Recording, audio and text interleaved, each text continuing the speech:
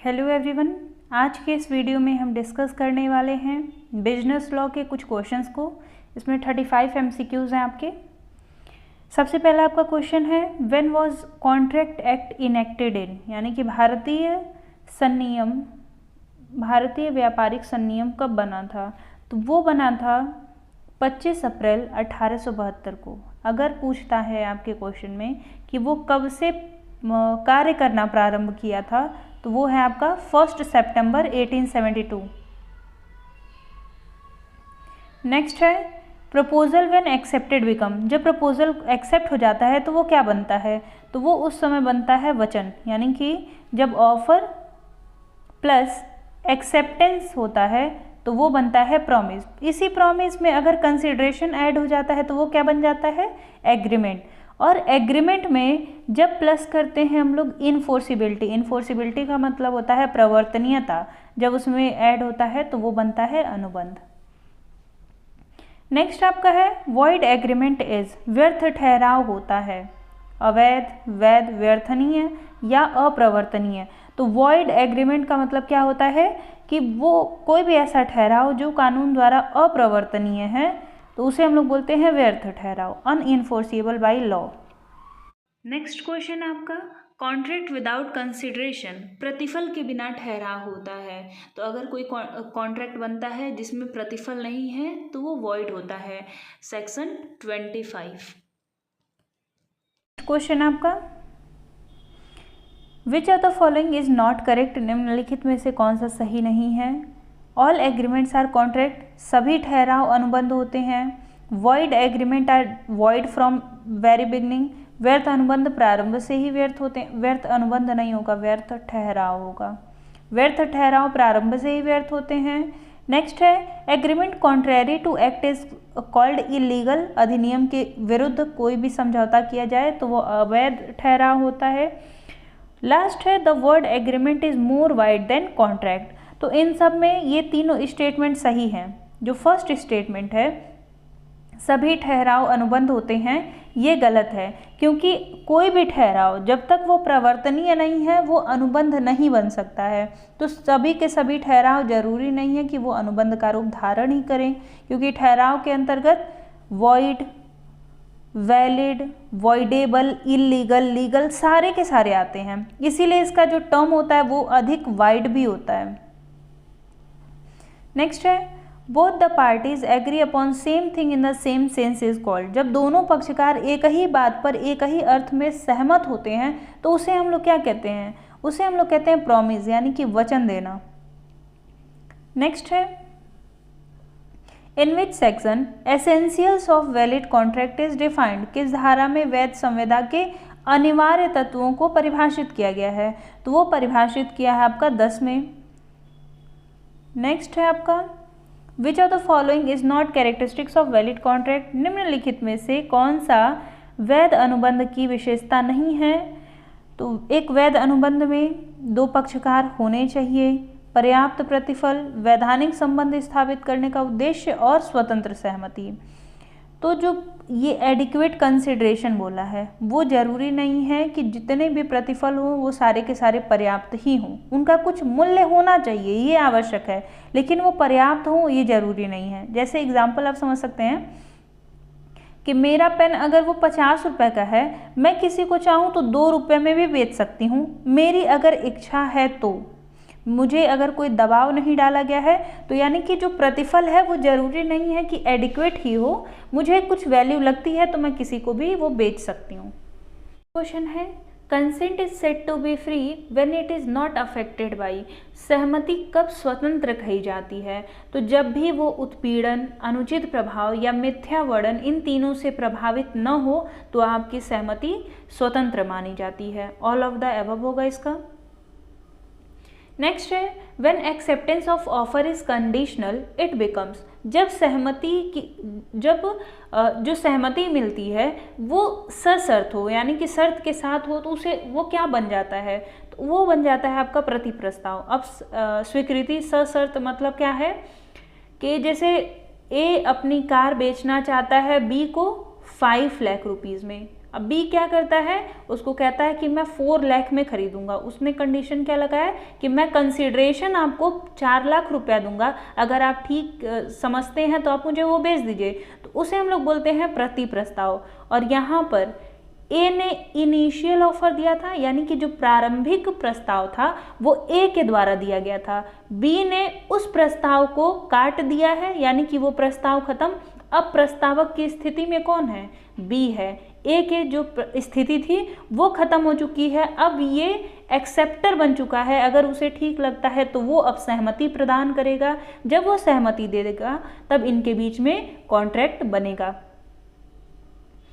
Next है आपका the offer which can be accepted by any person is called. कोई ऐसा प्रस्ताव जो किसी भी व्यक्ति के द्वारा स्वीकार किया जा सकता है उसे हम लोग क्या कहते हैं सामान्य प्रस्ताव, जनरल ऑफर।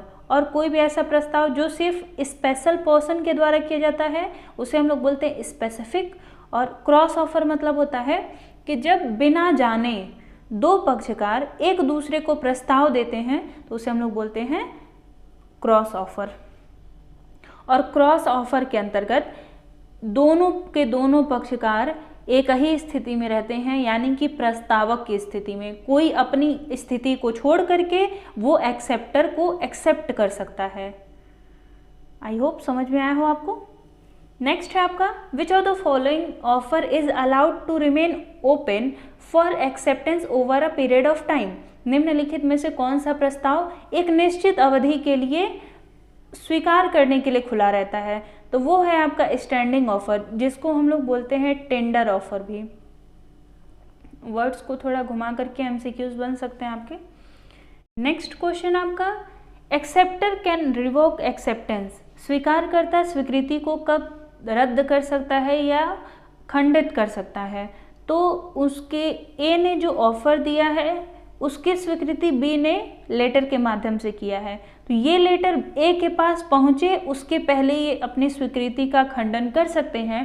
ऐसा क्यों किया जाता है कि उसको स्वीकृति का खंडन लेटर पहुंचने के बाद क्यों नहीं कहा जाता है, क्योंकि ए ने ऑफर दिया, बी ने उसका एक्सेप्टेंस दिया, तो ये दोनों मिलकर के क्या बन जाते हैं, एक्सेप्टेंस है प्लस ऑफर है, उसके साथ उसमें कंसिडरेशन भी है, तो वो सब मिलकर के क्या बन जाते हैं, कॉन्ट्रैक्ट बन जाते हैं। और बी जब लेटर पहुंचने के बाद उसका खंडन करता है तो उसे हम लोग एक्सेप्टेंस स्वीकृति का खंडन नहीं कहते हैं, उस समय उसका कॉन्ट्रैक्ट का रिवोकेशन हो रहा होता है, इसलिए लेटर पहुंचने से पहले ही स्वीकारकर्ता उसकी स्वीकृति का खंडन कर सकता है।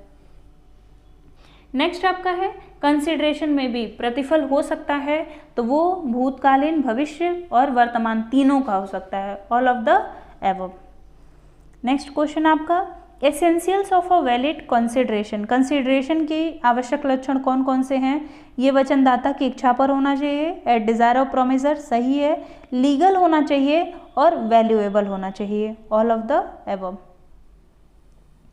नेक्स्ट है स्पेकुलेशन एग्रीमेंट इज, सट्टे का ठहराव होता है, तो सट्टे का कोई भी ठहराव वैध होता है, लेकिन अगर वेगर का पूछे, वेजर का यानी कि बाजी का ठहराव, तो बाजी का ठहराव वॉइड होता है, व्यर्थ होता है, धारा 30 कहती है। नेक्स्ट है agreement in restaurant of marriage, विवाह के अवरोध का कोई भी ठहराव, ये भी होता है वॉइड। सेक्शन आपका होता है 26। नेक्स्ट है एडवर्टाइजमेंट इज, विज्ञापन क्या है, प्रस्ताव है, स्वीकृति है, प्रस्ताव के लिए निमंत्रण है, तो यह प्रस्ताव के लिए निमंत्रण है। विज्ञापन के माध्यम से प्राइस, क्वांटिटी और क्वालिटी बताया जाता है। यहाँ पर ये नहीं किया जाता है, दुकानदार प्रस्ताव नहीं दे रहा होता है, वो आपको इनवाइट करता है कि अगर आप इच्छुक हैं तो हमारे पास आइए और प्रस्ताव दीजिए, अगर मुझे सही लगा तो मैं उसको एक्सेप्ट करूँगा और हम लोग के बीच में कॉन्ट्रैक्ट बनेगा। नेक्स्ट है agreement made with help of written और ओरल वर्ड्स इज कॉल्ड, कोई भी ऐसा ठहराव जो शब्दों के माध्यम से किया जाता है उसे हम लोग क्या बोलते हैं, स्पष्ट, यानी कि एक्सप्रेस्ड कॉन्ट्रैक्ट। नेक्स्ट है agreement which is done by only one party is called, कोई भी ऐसा ठहराव जिसके अंतर्गत एक पक्षकार ने अपने कार्य को पूरा कर लिया है, तो उसे हम लोग क्या कहते हैं, यूनिलेटरल, एक पक्षीय। नेक्स्ट है a contract with free consent, स्वतंत्र सहमति के द्वारा किया गया ठहराव क्या होता है? वैलिड होता है, वैध होता है। नेक्स्ट है which are the following need prior relations, निम्नलिखित में से किसके अंतर्गत संबंध का होना आवश्यक है? तो किसी को धोखा देने के लिए जरूरी नहीं है कि आप उसके साथ कोई रिलेशन में ही रहें, लेकिन अनुचित प्रभाव में, अनड्यू इन्फ्लुएंस में जब तक दोनों पक्षकार के मध्य रिलेशन नहीं रहेगा तब तक ये नहीं माना जाता है कि उनका अनुचित प्रभाव होगा। तो ऑप्शन नंबर 20 का सही है। नेक्स्ट है एग्रीमेंट विद अ माइनर, अवयस्क के साथ किया गया कोई भी ठहराव प्रारंभ से ही व्यर्थ होता है। प्रारंभ से ही व्यर्थ होने का मतलब ये है कि जिस दिन वो कॉन्ट्रैक्ट बना था उसी दिन से वो वॉइड है। जैसे मान लीजिए कोई पक्षकार है ए, इसकी एज 17 ईयर्स और 11 महीने हो चुके हैं, मान लेते 1 महीने बाद उसका बर्थडे है, और वो क्या करता है 1 महीने पहले यानी कि 17 ईयर प्लस 11 मंथ में वो एक कॉन्ट्रैक्ट करता है, और ये माना जाता है, ये लोग सोचते हैं कि चलो ठीक है 1 महीने बाद 18 साल का हो जाएगा तब हम लोग एग्रीमेंट को इन्फोर्सिबल करवा लेंगे। तो कानून के द्वारा ये क्या है, आपका वॉइड कॉन्ट्रैक्ट है, void from the very beginning. जिस दिन ये कॉन्ट्रैक्ट बना था वो इवन 18 साल का उम्र का होने के बाद उसको इन्फोर्सिबल नहीं करा सकता है। नेक्स्ट है आपका सेक्शन ऑफ फ्री कंसेंट, स्वतंत्र सहमति की धारा क्या है? तो सहमति की धारा है 13 और स्वतंत्र सहमति की है 14, ऑप्शन नंबर बी। नेक्स्ट है the maximum number of parties, अनुबंध में अधिकतम कितने पक्षकार हो सकते हैं? तो मिनिमम 2 पक्षकार होते हैं, मैक्सिमम की कोई लिमिट नहीं है, कितने भी हो सकते हैं। नेक्स्ट है for a contract agreement is, अनुबंध के लिए ठहराव है अनिवार्य, स्वैच्छिक या आवश्यक। तो किसी भी एग्रीमेंट के कॉन्ट्रैक्ट बनाने के लिए एग्रीमेंट आपका कंपलसरी होता है। नेक्स्ट है मैच करना है, मैच द फॉलोइंग है। ऑफर का सेक्शन क्या है? 2A, एक्सेप्टेंस का 2B, कंसिडरेशन का 2D और कॉन्ट्रैक्ट का 2H। सामने सामने ये दिया हुआ है। नेक्स्ट है फ्रॉड इज डन, कपट होगा, यहाँ पे थोड़ा मिस टाइप हो गया है। कपट किया जाता है ज्ञान में, अज्ञानता से या दोनों से। तो जब भी कपट होता है तो वो ज्ञान से ही होता है, मतलब हमको पता रहता है कि सामने वाले पक्षकार को धोखा दे रहे हैं। अगर वो अज्ञानतावश होता है तो उसे हम लोग क्या बोलते हैं? मिस रिप्रेजेंटेशन, मिथ्या वर्णन। नेक्स्ट है in case of coercion a contract can be set aside by, उत्पीड़न मामले में अनुबंध को कौन रद्द कर सकता है? पीड़ित पक्षकार, दूसरे पक्षकार या दोनों के द्वारा। तो ये कोई भी ऐसा कॉन्ट्रैक्ट जो वॉइडेबल है, वॉइडेबल मतलब क्या होता है? व्यर्थनीय है, तो वो हमेशा किसके द्वारा असाइड किया जाता है? अग्रीव्ड पार्टी के द्वारा ही, यानी कि पीड़ित पक्षकार है उसी की इच्छा पर होगा।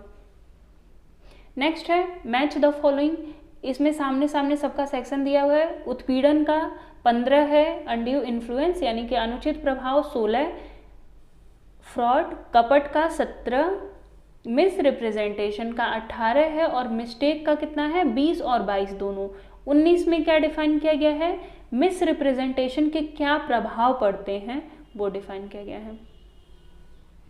नेक्स्ट है कंटीजेंट कॉन्ट्रैक्ट इज, संयोगिक अनुबंध क्या होता है? बीमा का अनुबंध, प्रत्याभूति, बाजी का ठहराव या ए और बी दोनों। तो बीमा का ठहराव और प्रत्याभूति का ठहराव ये दोनों होता है। और कॉन्टीजेंट कॉन्ट्रैक्ट का मतलब क्या है कि किसी चीज के हैपनिंग होने या न होने पर होता है, happening and non happening of something, किसी चीज के, किसी घटना के होने या ना होने पर संयोगिक अनुबंध बनता है। नेक्स्ट है by impossibility an agreement becomes, कार्य के असंभव होने से ठहराव क्या होता है? तो जब कार्य असंभव हो गया तो वो क्या बन जाएगा? आपका कॉन्ट्रैक्ट व्यर्थ हो जाएगा, वॉइड। और कार्य असंभव होने का मतलब क्या है? चाहे वो सब्जेक्ट मैटर खत्म हो जाए, चाहे उसमें से जो ऑफरर है, चाहे एक्सेप्ट करने वाला है उसकी डेथ हो जाए, या फिर कुछ ऐसा काम हो जो करना इम्पॉसिबल है, इमेजिनेशन की दुनिया में है।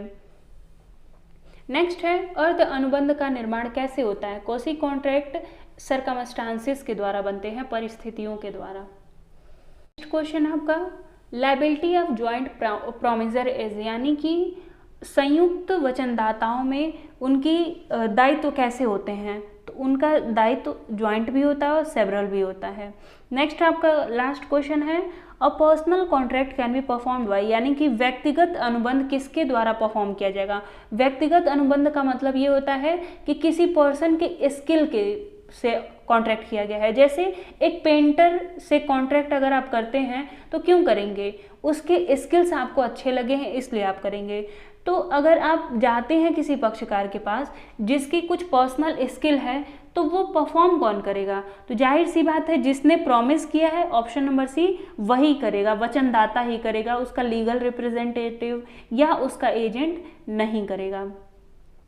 आई होप आपको सारे क्वेश्चन समझ में आए हैं। किसी क्वेश्चन से रिलेटेड डाउट है तो वो आप पूछ लीजिएगा। मिलते हैं नेक्स्ट वीडियो में। धन्यवाद।